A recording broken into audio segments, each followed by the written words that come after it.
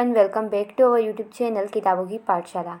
आज के इस वीडियो में हम क्लास हमारी जो 12th है उसकी पॉलिटिकल साइंस की क्वेश्चन बैंक का सॉल्यूशन लेंगे, जिसका हमारा चैप्टर 6 लोकतांत्रिक व्यवस्था का संकट होने वाला है।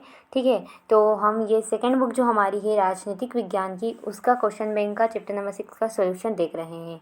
सबसे पहले कुछ इंपॉर्टेंट बिंदु है जिनको आप अवश्य रीड करें, जो आपकी बोर्ड एग्ज़ाम के लिए हेल्पफुल रहेंगे।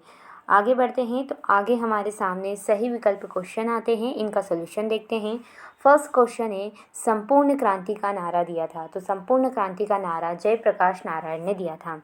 नेक्स्ट क्वेश्चन है, एकांत मानववादी विचारक थे। तो एकांत मानववादी विचारक कौन थे? तो दीनदयाल उपाध्याय। ठीक है। नेक्स्ट क्वेश्चन है, आपातकाल के दौरान डरो नहीं अभी मैं जिंदा हूँ का नारा किसने दिया था? तो ये नारा भी जयप्रकाश नारायण ने दिया था। नेक्स्ट क्वेश्चन की तरफ बढ़ते हैं, लोकसभा में सदस्य संख्या कितनी है? तो आप सभी को पता है 545 लोकसभा में सदस्य संख्या है। राजनीतिक दलों को मान्यता प्रदान करता है। राजनीतिक दलों को कौन मान्यता प्रदान करता है? तो चुनाव आयोग। उसके बाद राष्ट्रीय आपातकाल लागू हुआ था। तो राष्ट्रीय आपातकाल कब लागू हुआ था? तो 25 जून 1975। तो ये आएगा 25 जून, यहाँ पर 1975 प्रिंट नहीं हुआ है। ठीक है, तो फर्स्ट रहेगा। नेक्स्ट क्वेश्चन की तरफ बढ़ते हैं, इलाहाबाद उच्च न्यायालय ने 1971 में रायबरेली से श्रीमती इंदिरा गांधी के चुनाव को कब अवैध घोषित किया? ठीक है, कब अवैध घोषित किया हमें ये बताना है।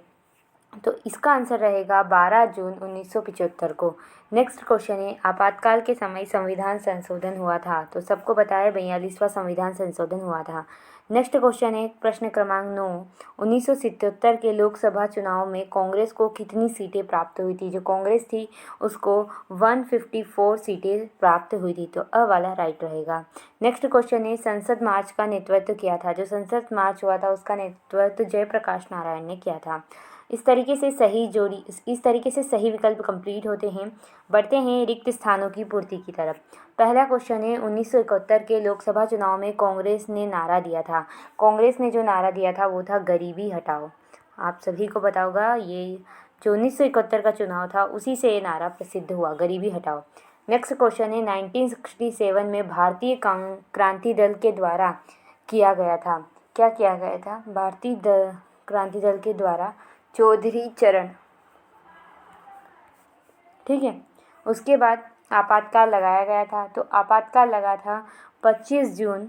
ठीक है, 25 जून 1975 में। तो ये राइट आंसर होगा। नेक्स्ट क्वेश्चन है, आपातकाल के तहत लगाया गया था। तो आपातकाल 352 अनुच्छेद के तहत लगाया गया था। नेक्स्ट क्वेश्चन है, 1976 में संशोधन किया गया। तो आपको भी पता है 42वां संविधान संशोधन 1976 में किया गया। नेक्स्ट है, भारत में बहुदलीय राजनीतिक दल है। तो नहीं, यहाँ पर एक दल है। ठीक है, तो ये राइट आंसर रह जाएगा। बढ़ते हैं नेक्स्ट क्वेश्चन में, सही जोड़ी बनाइए। पहला प्रश्न है जयप्रकाश नारायण। तो इनका आंसर रहेगा संपूर्ण क्रांति। तो ई वाला इनका आंसर रहेगा। नेक्स्ट है चौधरी चरण सिंह। तो चौधरी चरण सिंह जो थे वो क्रांति दल के संस्थापक थे। फिर फरुखुद्दीन अली अहमद, तो इनके सामने वाला आ जाएगा जिन्होंने आपातकाल की घोषणा की थी। उसके बाद मोरारजी देसाई, तो ये प्रथम गैर कांग्रेसी प्रधानमंत्री थे। फिर दीनदयाल उपाध्याय, तो समग्र क्रांति। सिक्स्थ क्वेश्चन है इंदिरा गांधी। तो इसके सामने का ही आएगा गरीबी हटाओ। उसके बाद चारू मजूमदार के सामने का आएगा कम्युनिस्ट पार्टी ऑफ इंडिया 1974। ठीक, तो इस तरीके से हमारी सही जोड़ी कंप्लीट होती है।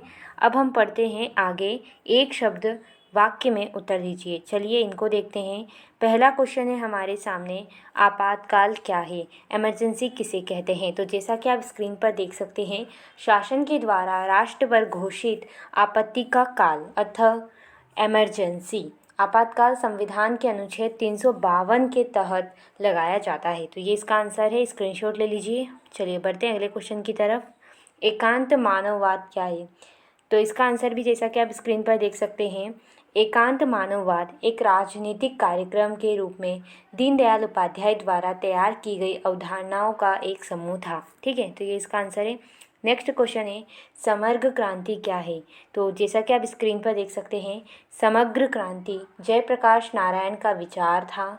नारा था, उन्होंने सामाजिक, आर्थिक, राजनीतिक दायरे में 1974 में संपूर्ण क्रांति का आह्वान किया था। तो ये इसका आंसर है। नेक्स्ट क्वेश्चन देखते हैं। 1974 में बिहार आंदोलन का प्रसिद्ध नारा था।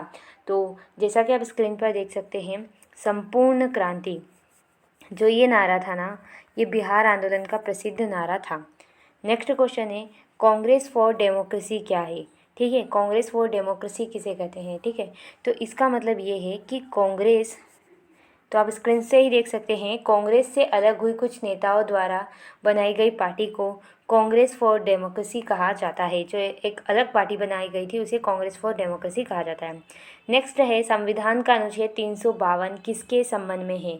तो आप सभी को पता है संविधान का अनुच्छेद 352 आपातकाल के संबंध में है। तो इस तरीके से आप आपातकाल आंसर देना है। नेक्स्ट है, 1975 के रेल हड़ताल के प्रमुख नेता कौन थे? तो ये थे जॉर्ज फर्नांडीज। ठीक है। क्वेश्चन है, सत्य असत्य का चयन कीजिए। देखते हैं, पहला प्रश्न है, स्वतंत्र भारत के प्रथम श्रम मंत्री जगजीवन राम थे। तो जी हाँ, श्रम मंत्री जो थे जगजीवन राम थे, सत्य। नेक्स्ट क्वेश्चन है, आपातकाल में सभी मौलिक अधिकार समाप्त कर दिए गए थे। तो जी हाँ, इसका भी सत्य। फिर लोकसभा चुनाव 1980 में कांग्रेस को 353 सीटें प्राप्त हुई थी। तो जी हाँ, ये भी सत्य होगा। नेक्स्ट क्वेश्चन देखते हैं, गोरिल्ला समाज की शुरुआत चारू मजूमदार ने की थी। तो जी नहीं, इसका आएगा असत्य। ठीक। नेक्स्ट क्वेश्चन है, जॉर्ज फर्नांडीज 1974 में हड़ताल से संबंधित थी। तो जी हाँ, इसका आएगा सत्य, रेल हड़ताल से। ठीक है, आपको बताइए। जगजीवन राम देश के उप प्रधानमंत्री थे। तो जी हाँ, ये उप प्रधानमंत्री और श्रम मंत्री दोनों थे। नेक्स्ट है, राजीव गांधी के देश के दूसरे प्रधानमंत्री थे। तो जी नहीं, राजीव गांधी देश के दूसरे प्रधानमंत्री नहीं थे। नेक्स्ट है, वीपी सिंह लोकसभा अध्यक्ष थे। तो जी नहीं, इनका भी आएगा असत्य। ठीक। तो इस तरीके से असत्य से भी कंप्लीट होते हैं। अब अति लघुत्तरीय प्रश्नों के उत्तर दीजिए। प्रत्येक अंक के लिए आपको 2 नंबर मिलने वाले हैं और शब्द सीमा 30 है। ठीक है, तो चलिए आंसर को देखते हैं। प्रेस सेंसरशिप क्या है? प्रेस सेंसरशिप होती है, उसके बारे में हमें बताना है। तो चलिए इसके आंसर को देखते हैं। तो जैसा कि आप स्क्रीन पर आंसर देख सकते हैं, प्रेस सेंसरशिप आपातकालीन के अंतर्गत प्राप्त अपनी शक्तियों पर अमल करते हुए, आपातकाल में जो सरकार को शक्तियाँ प्राप्त हुई थी उस पर सरकार ने अमल करते हुए प्रेस की आज़ादी पर रोक लगा दी। प्रेस मतलब जो भी समाचार पत्र छापते हैं, जो न्यूज़ देते हैं, ठीक है, न्यूज़ चैनल्स है, उन पर रोक लगा दी। समाचार पत्रों को कहा गया कि कुछ भी छापने से पहले क्या करना होगा, अनुमति लेना ज़रूरी होगा, और इसी को कहा गया प्रेस सेंसरशिप। ठीक है, इसी को प्रेस सेंसरशिप के नाम से जाना जाता है। तो आई होप यू अंडरस्टैंड। चलिए, तो इसका स्क्रीनशॉट ले लीजिए। बढ़ते हैं नेक्स्ट क्वेश्चन की तरफ। सो फ्रेंड, नेक्स्ट क्वेश्चन है हमारे सामने, आपातकाल के समय 20 सूत्री कार्यक्रम क्या था? जो 20 सूत्री कार्यक्रम लाया गया था इंदिरा गांधी द्वारा आपातकाल में, उसमें क्या था? तो चलिए इसके आंसर को देखते हैं। तो जैसा कि आप स्क्रीन पर देख सकते हैं, गरीबी हटाओ के तहत इंदिरा गांधी द्वारा 20 सूत्री कार्यक्रम की घोषणा वर्ष 1975 में की गई थी। इसके अंतर्गत गरीबी हटाओ, श्रमिक कल्याण, खाद्य सुरक्षा, सबके लिए आवास, शुद्ध पेयजल यानी कि अच्छा पानी पीने का, जन जन का स्वास्थ्य, प्रत्येक व्यक्ति स्वस्थ हो, सबके लिए शिक्षा, अनुसूचित जाति जनजाति, अल्पसंख्यक एवं अन्य पिछड़ा वर्ग कल्याण, महिला कल्याण, बाल कल्याण, बस्ती सुधार, पर्यावरण संरक्षण एवं वन वृद्धि, सामाजिक सुरक्षा, ग्रामीण सड़क, ग्रामीण ऊर्जा, ई शासन बिंदु सम्मिलित थे।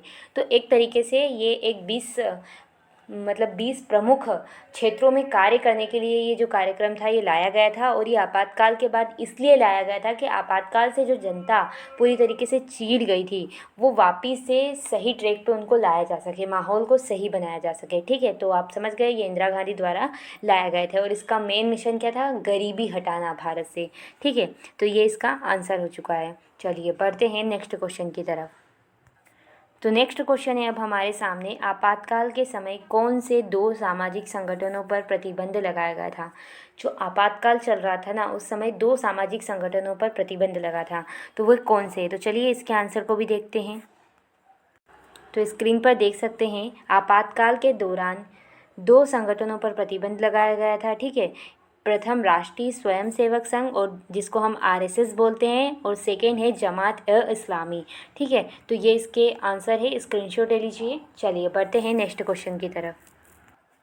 तो अब नेक्स्ट क्वेश्चन है हमारे सामने, नारी स्वतंत्रता से क्या आशय है। तो चलिए इसके आंसर को भी देखते हैं।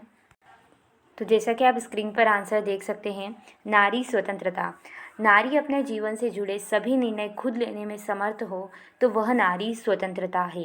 ठीक है, तो ये इसका आंसर है, स्क्रीनशॉट। चलिए बढ़ते हैं नेक्स्ट क्वेश्चन की तरफ। अब नेक्स्ट क्वेश्चन है हमारे सामने, नक्सलवादी आंदोलन क्या था या फिर क्या है। तो चलिए इसके आंसर को भी देखते हैं। तो जैसा कि आप स्क्रीन पर देख सकते हैं, नक्सलवादी आंदोलन पश्चिम बंगाल के पर्वतीय क्षेत्र दार्जिलिंग के नक्सलबाड़ी पुलिस थाने के इलाके में 1967 में एक किसान ने विद्रोह उठ खड़ा हुआ। इस विद्रोह की अगुवाई मार्क्सवादी कम्युनिस्ट पार्टी के स्थानीय कोडर के लोग कर रहे थे। नक्सलवाड़ी पुलिस थाने से शुरू होने वाला यह आंदोलन भारत के कई राज्यों में फैल गया। इस आंदोलन को नक्सलवादी आंदोलन के रूप में जाना जाता है। तो देखो, पश्चिम बंगाल का एक पर्वतीय क्षेत्र है दार्जिलिंग, वहाँ पर एक पुलिस थाना आता है, नक्सलबाड़ी पुलिस थाना। उस इलाके में क्या हुआ, एक किसान आंदोलन शुरू हुआ और वो तो धीरे धीरे धीरे धीरे पूरे भारत में फैल गया। ठीक है, और इसी आंदोलन को नक्सलवादी आंदोलन कहा जाता है। तो ये इसका आंसर है, टेक अ स्क्रीनशॉट। चलिए बढ़ते हैं नेक्स्ट क्वेश्चन की तरफ।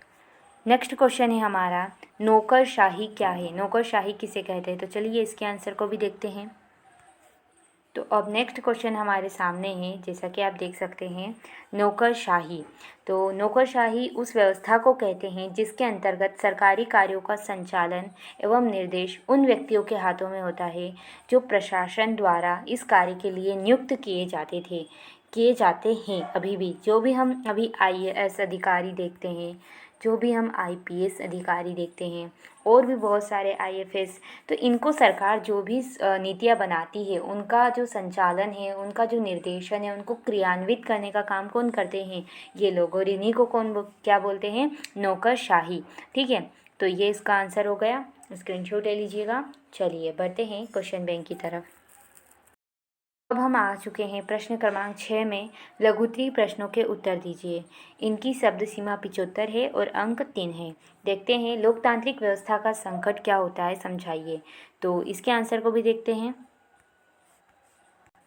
तो जैसा कि आप स्क्रीन पर देख सकते हैं, जब किसी देश की लोकतांत्रिक सरकार उस देश को चलाने में असमर्थ हो जाती है या असहज महसूस करती है और जिसके परिणाम स्वरूप देश की आंतरिक व्यवस्था बिगड़ जाती है, अर्थात कानूनों और नियमों का समुचित पालन ना हो रहा हो, वह देश की आंतरिक शांति भंग हो रही हो, तो उस स्थिति में लोकतांत्रिक व्यवस्था पर संकट होता है। देखो, एग्जाम्पल से समझो, मैंने क्या कहा, जब कोई देश जो लोकतांत्रिक है और वहाँ की सरकार उस देश को नहीं चला पा रही हो, देश में जगह जगह आंदोलन हो रहे हो, विवाद उत्पन्न हो रहे हो, शांति देश के अंदर की पूरी तरीके से भंग हो चुकी हो, जैसे कि 1975 के आपातकाल के पहले होने लगा था, भारत में ऐसी ही स्थिति उत्पन्न होने लगी थी, और उसी टाइम पीरियड को हम बोलते हैं लोकतांत्रिक व्यवस्था पर संकट। ठीक है, आई होप आप समझ गए होंगे।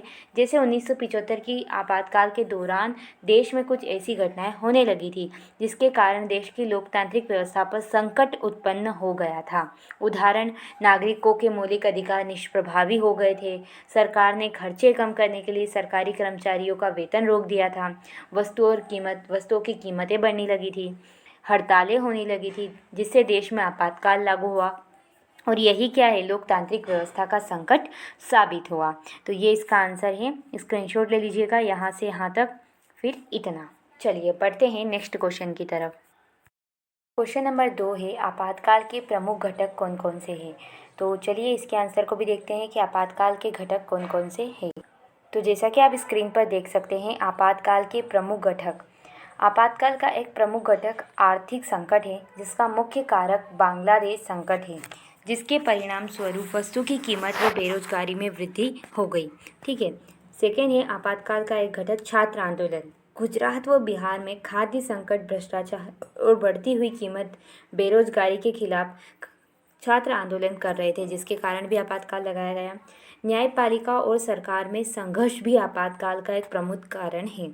इस अवधि में न्यायपालिका और सरकार के जो आपसी रिश्तों में तनाव आ गए थे, जो कि आपातकाल का कारण बना। तो ये इसका आंसर है, स्क्रीनशॉट ले लीजिए। चलिए बढ़ते हैं नेक्स्ट क्वेश्चन की तरफ। तो अब हमारे सामने नेक्स्ट क्वेश्चन है यहाँ पर, एकांत मानववाद दर्शन क्या है। ठीक है, एकांत मानववाद दर्शन किसे कहा जाता है। तो चलिए इसके आंसर को देखते हैं।